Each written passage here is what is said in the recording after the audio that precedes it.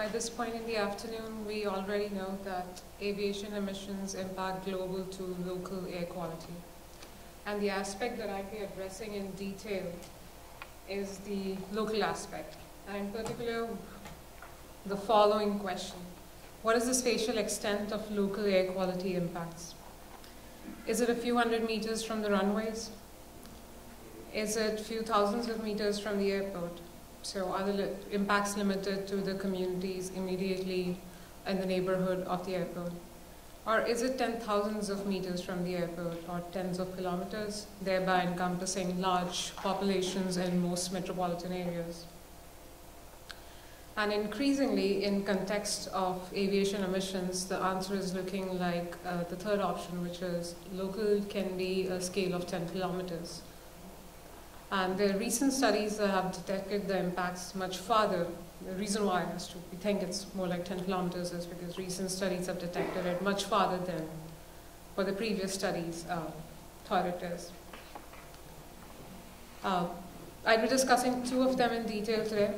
2016 study that was conducted in Boston, and we detected an impact up to about 7.3 or 7.5 kilometers from Logan International Airport. That's about 4.7 miles. And a 2014 study in Los Angeles, where we detected the impact extends 12.5 miles away from the airport, Los Angeles International. The most significant finding of the Los Angeles study was that the airport extended much further out from the airport. And I'll be using the word impact over and over again through the presentation. The way the Los Angeles study defined impact was at least 100% increase in concentration of ultrafine particles, and 100% increase compared to what? Compared to the normal background in areas that we thought were not impacted. They measured multiple pollutants, and the impacts were reported on multiple pollutants, not as significant on every pollutant, but the focus today is going to be on ultrafine particles. They're measured and reported as number concentration, so that's a count, number of particles in a specified volume. And the reason we think ultrafine particles are an interesting pollutant is because they're really small in size. So what happens is they have this enhanced ability to lodge deeper into the lungs and cross the blood barrier. And here's a graphic that you might be familiar with by now. I think Philip showed a similar graphic, but he was talking about particulate matter 2.5, so that's micron level. Once you zoom it down, zoom it 1,000 times, then you're at a scale of nanometers, and that's ultrafine particles. Other than the fact that they found that the impact area was large, they also found that the landing jets were associated with concentration spikes, and that the location of impact was determined by the wind direction. And I'll be showing you some graphics that illustrate these results. A few words about their methods. It was a mobile monitoring based study, and mobile monitoring is a short term for all of this. But basically a mobile monitoring is conducted with a lab, mobile monitoring lab or a car, which is rigged with a whole bunch of instruments. Usually we can drive around and visualize the data in real time. So this is a typical map of the Los Angeles study. It shows the mobile monitoring route.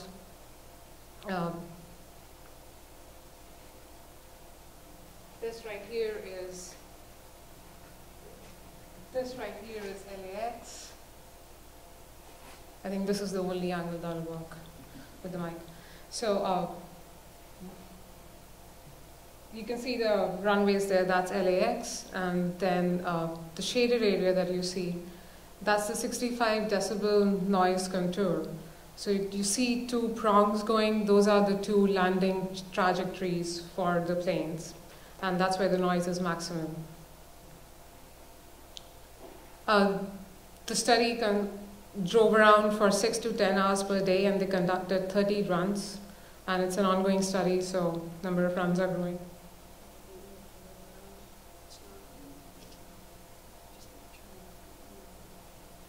And then they went ahead and plotted the concentrations on the maps. So I'll show you some maps, which will look like the map that's on display, just that instead of points being black in color, they'd be colored. The lighter colors would represent lower concentrations, and as the tones get richer and darker, they represent higher concentrations.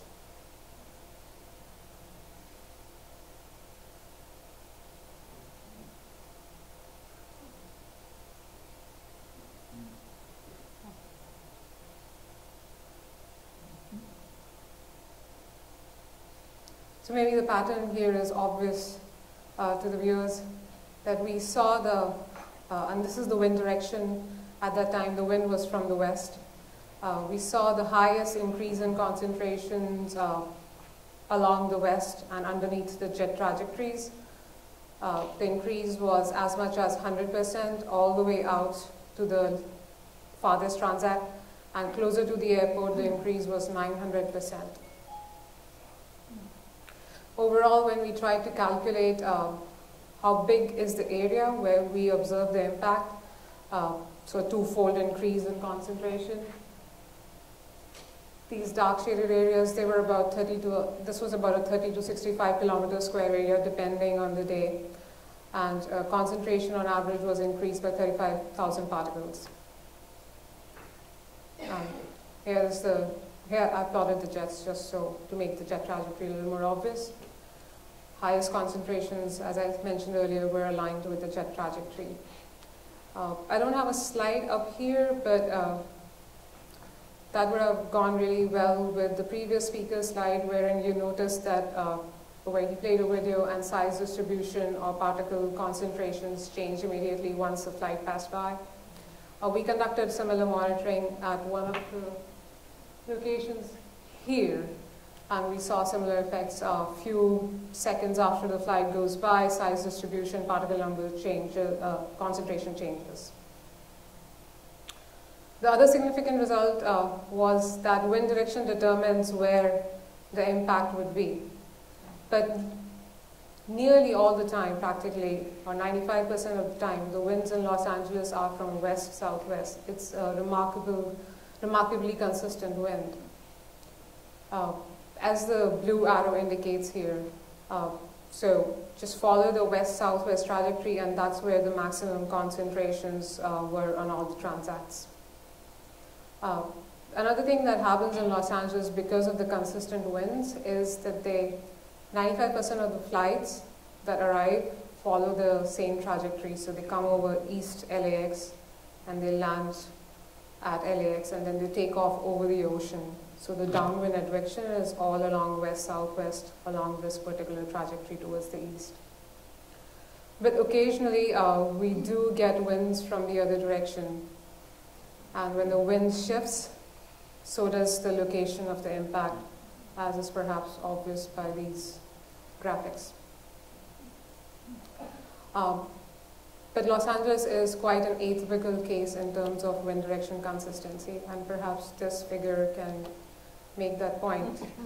These are wind roses from 4 large airports in the United States, where LAX is an outlier because all the bars that you see on the compass are all towards west-southwest. Now, Boston could be considered a typical case in terms of wind inconsistency across the compass, but it does present its own particular challenges when you're dealing with shifting winds.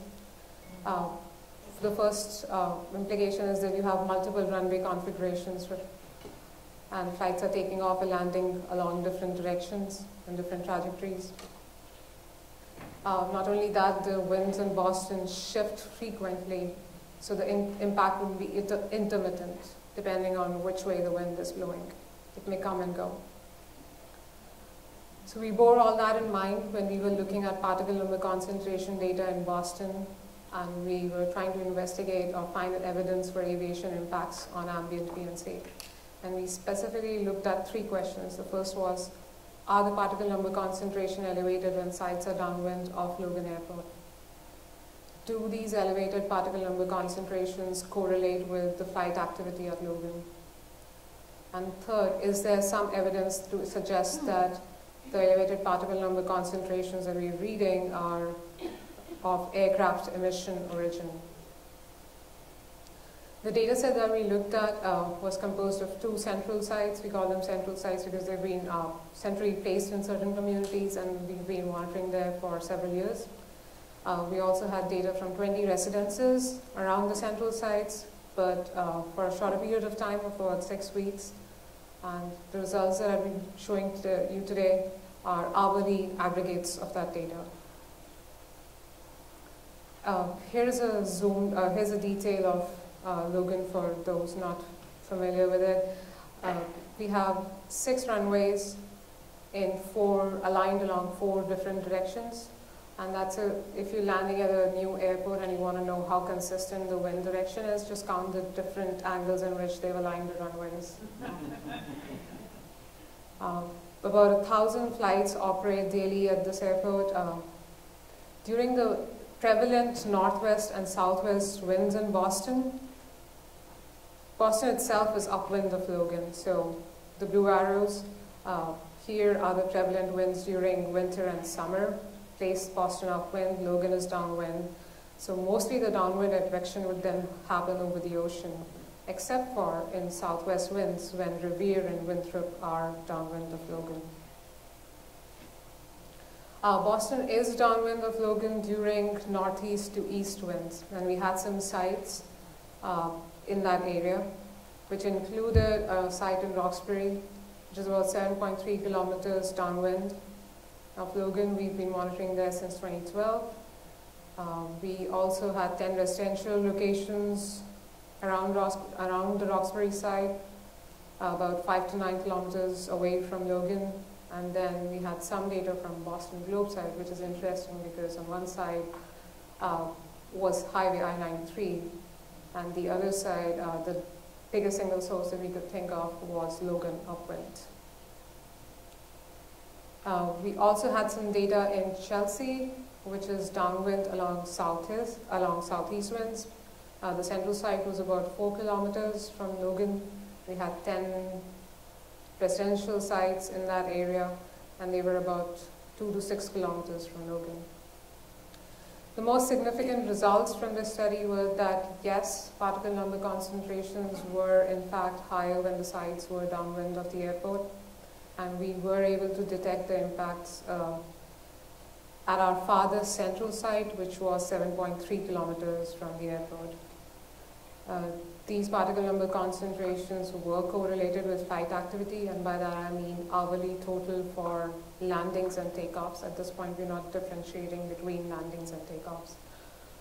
And particle number concentrations increased with wind speed as opposed to decreasing with wind speed, and I'll touch on that in a detailed slide. But that suggested that aviation emissions, the origin of these particles was aviation emissions. The first result is the one that I'll be discussing in detail in the following slides. And I'll be illustrating that with the help of particle number concentration roses. What are particle number concentration roses? Basically, I just plot the average concentration along the wind direction. So you have a compass here showing 0 to 360 degrees. And the highest concentrations here are along 150 degrees in this example. What I can do is divide all that by the maximum that I read in any direction. I'll just call that normalized particle number concentration rows. The shape's going to be exactly similar. The units are going to change. It's just easier if you're plotting too many of them together to look at normalized roses. So now I'll show you the normalized roses at our locations. And they all indicate that particle number concentrations were higher when the winds were from the direction of the airport. The blue arrows here indicate the azimuth angle between the site and the airport. Perhaps the higher concentrations are most obvious at the Chelsea site, in the 150-degree direction that points towards the airport. Overall, the concentrations during those winds, we call them impact sector winds, were about 2-fold the average in every other direction. Southeast winds are not very common, especially not long instances, but we did have few, and we had really high correlation between particle number concentrations and flight activity, or LTO, about 0.8 during those long events. Such events occur for about 5.3% of the time annually, and they contributed to 10% of the total average at the site. Other than the central site, we had residential sites in that area, and the results were similar to the central site. And what I'll do is I'll just plot particle number concentration roses for one site on top of the other, so you can see that they're all pretty similar. So this is the central site rows, and now I'll just plot the individual homes.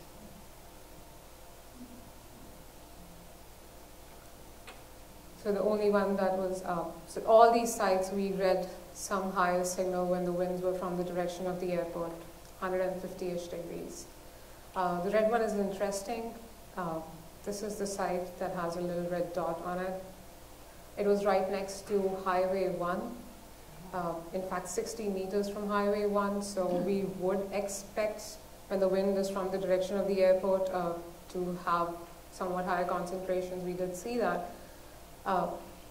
But they're quite comparable to what we observed downwind at the airport, and the airport is about 6 kilometers away from that site.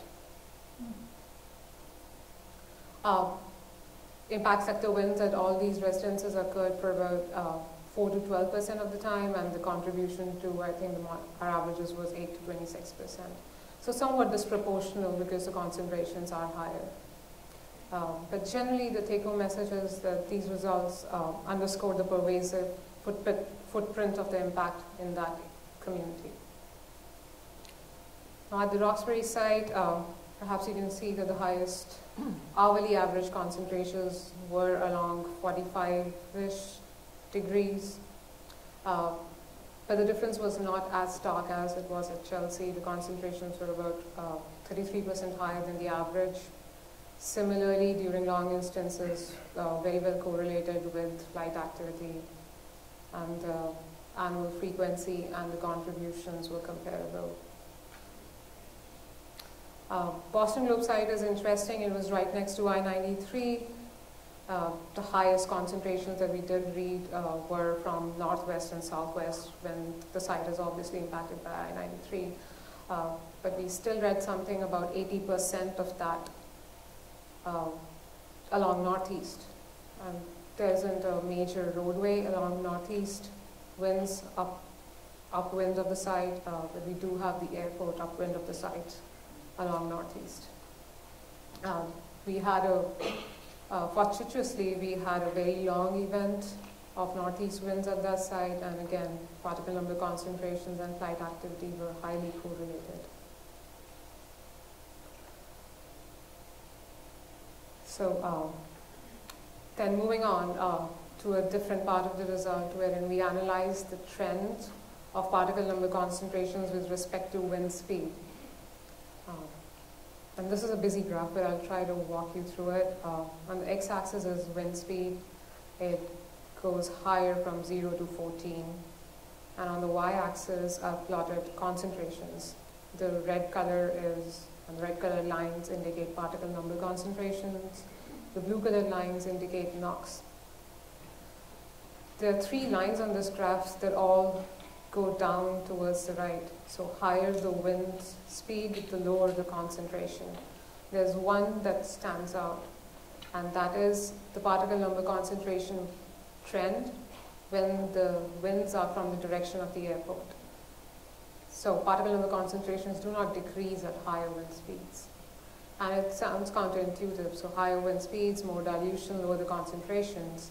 But what happens is that higher wind speeds promote a faster arrival of buoyant aircraft plumes, and they come faster, they're more concentrated at that time. So we don't, which kind of tells us that perhaps the PNCs that we are looking at are of aircraft emission origin. And similar results have been observed at other airports, particularly at Heathrow. So we were able to conclude based on the evidence we had, that we can detect aviation emissions impact as far as 7.3 kilometers in Boston, despite the complex wind patterns, the complex landing and takeoff configurations, and particle number concentration contributions from other sources that we know impact particle number concentrations, mainly local traffic and interstate highways. But there is a need to study areas that are downwind of the airport more frequently, like Winthrop and Revere. The communities that we studied are perhaps not the most frequent downwind communities. And for discussion, I'd like to leave you with an interesting contrast between Los Angeles and Boston. So we have very consistent and steady winds in Los Angeles. We have very shifting winds in Boston, giving us very intermittent impact depending on whether the wind is from the direction of the airport or not. What also happens is, as the wind moves, the impact disperses over many communities as opposed to being concentrated in one area east of LAX in Los Angeles. Then definitely the flight statistics are different between the two airports. As I mentioned earlier, the flight arrival path or trajectories are very concentrated in Los Angeles as opposed to quite dispersed in Boston comparatively. So perhaps all of this leads to a larger impact area in Los Angeles and maybe a relatively smaller impact area relatively in Boston. And these differences are mostly driven by the meteorological differences between the two sites. So there are several factors to consider when we are generalizing about the spatial extent of airport impacts. What is local? What is that scale? And in case I haven't used the word complex enough number of times, here it is again, bold and underlined, that we have to take a complex mix of sources, source and meteorological profiles into account. Not all pollutants are same. That is also something we need to differentiate. Nonetheless, research community recognizes this as an emerging but important source. This is the right order. And there have been a lot of studies recently published that have been recognizing it.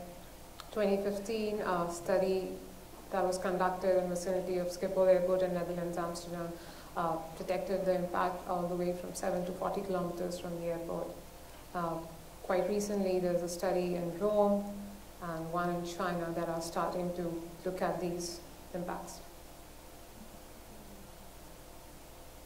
But generally speaking, the scale in terms of local is about 10 kilometers when we're talking about large airports and their impacts on particle number concentrations.